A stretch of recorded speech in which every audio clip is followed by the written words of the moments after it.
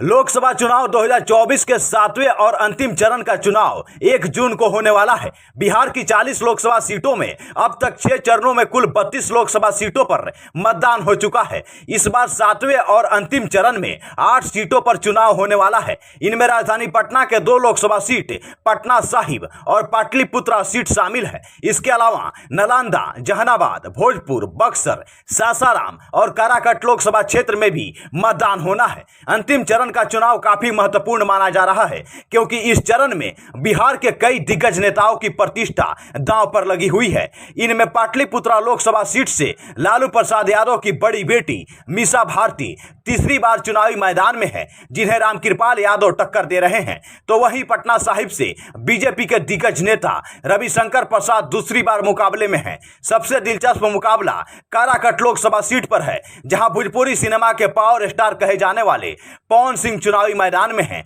तो राष्ट्रीय लोक मंच के सुप्रीमो उपेंद्र कुशवाहा उनको कड़ी टक्कर देने के लिए चुनावी मैदान में डटे हुए हैं। वहीं इस सीट से सीपीआई एमएल से राजाराम सिंह चुनावी मैदान में उतरे हुए हैं, जिससे कि यहां त्रिकोणीय मुकाबला बन चुका है। आरा में पूर्व आईएएस ऑफिसर और 2 बार सांसद रहे आरके सिंह की प्रतिष्ठा भी दांव पर लगी हुई है। इस चरण में भी इंडिया गठबंधन और एनडीए गठबंधन दोनों के कई बड़े नेताओं की प्रतिष्ठा दांव पर लगी हुई है। 1 जून को होने वाले चुनाव के लिए आज देर शाम तक चुनाव प्रचार बंद हो जाएगा। शांतिपूर्ण मतदान कराने के लिए चुनाव आयोग ने पूरी तैयारी कर लिया है।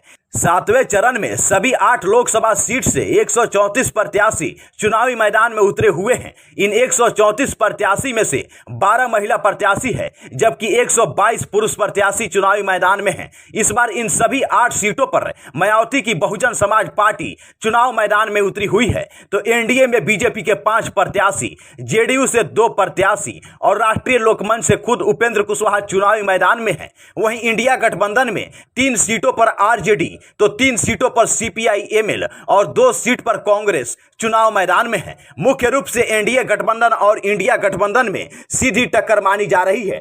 सिर्फ काराकट लोकसभा में पवन सिंह के चुनाव लड़ने की वजह से त्रिकोणीय मुकाबला बना हुआ है, नहीं तो यहां की लड़ाई सीधे तौर पर राजाराम सिंह से उपेंद्र कुशवाहा की थी। कहा जा रहा है कि एक तरफ उपेंद्र कुशवाहा के साथ बड़ी जनाधार दिख रही है, तो वहीं दूसरी तरफ पवन सिंह के साथ युवाओं का एक खेमा समर्थन में नजर आ रहा है। यहां के मतदाताओं का मानना है कि एक बार फिर से उपेंद्र कुशवाहा को वोट करना चाहिए, क्योंकि वह जीतेंगे तो पीएम मोदी के हाथों को मजबूत करेंगे। साथ में उनको केंद्रीय मंत्री बनाए जाने की भी चर्चा है, जिससे कि इस क्षेत्र का विकास तेजी से होगा। चुनाव आयोग ने सभी 8 लोकसभा क्षेत्र में कुल 16,634 मतदान केंद्र बनाया है। इनमें ग्रामीण क्षेत्रों में 12,749 मतदान केंद्र, जबकि शहरी क्षेत्र में 3,885 मतदान केंद्र बनाया गया है। चुनाव आयोग ने इनमें से 7,878 मतदान केंद्रों पर सीसीटीवी कैमरा लगाए हैं, जिसका कंट्रोल रूम पटना निर्वाचन आयोग कार्यालय में बनाया गया है। इन सभी मतदान केंद्रों के लिए ईवीएम मशीन में वोटिंग करने वाले बीयू मशीन की संख्या 27 या 947 है, जिसकी तैयारी चुनाव आयोग ने पूरी कर रखी।